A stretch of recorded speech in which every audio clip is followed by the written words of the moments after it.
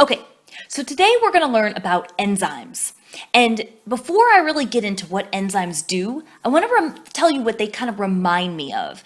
They remind me of this game that I used to love to play as a kid. It's called Pac-Man.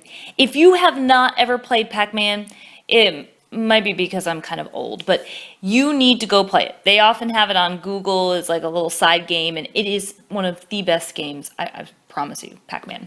But anyway, enzymes remind me of Pac-Man because they have this really specific shape. See, if you've ever played the game, Pac-Man is this little guy that goes around and he's just got like this mouth and he eats these little pebbles, but it's kind of like a perfectly fit mouth for the little pebble that he eats. Well, enzymes have a perfect shape for whatever they're going to fit. And whatever they fit into their perfect shape here is called a substrate. A substrate is something that the enzyme can either build up or break down. Enzymes can do either one. But again, I like remembering that they have this special shape. And so I like to tell myself, okay, enzymes like Pac-Man. P for Pac-Man, P for protein. Enzymes are made of protein. Okay, they're not made of lipids or carbs or nucleic acids. If those don't mean anything to you, don't worry, we're going to get to them soon. But just remember that enzymes are made of protein. Now, enzymes have the ability to speed up reactions. So the reactions, it's not that they wouldn't happen in the first place without the enzyme, it's just that they would speed up because of the enzyme's presence. So that just helps them go faster than they would go.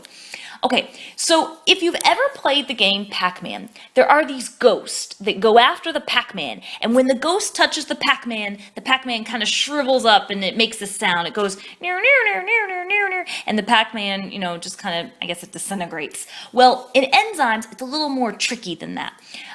We don't really have things that go after enzymes, but we do have things that are very bad for enzymes.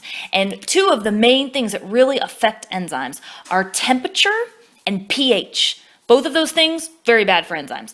pH are things like when we are talking about acids and bases, okay, they have this pH level that is not ideal for the enzyme. Temperatures, when we're talking about really hot temperatures or really cold temperatures.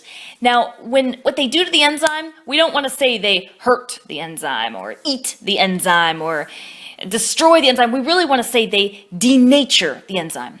When you think of the word denature, you can think of the word destroy. It basically means that enzyme, its shape is no longer any good to ever match with that poor substrate ever again. So what does this have to do with anything? Are we just learning this for a test? No, this is actually a very important concept. Let me give you a real world example. Say you have a friend that says that they're lactose intolerant. What does that really mean? Well, somebody who's lactose intolerant, you might have observed that they cannot drink milk. They do not have the ability to drink milk, or if they do, they have to be really careful about how much they drink because it makes them really sick. So why is that? Well, milk has a sugar in it called lactose. And people that can't break down lactose, they're missing an enzyme called lactase.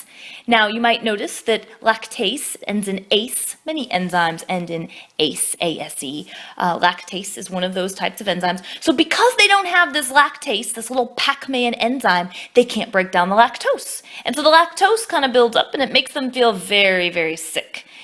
That is a great example, real world example of enzymes. I hope that you will stay tuned and listen to more of our videos, and please always stay curious.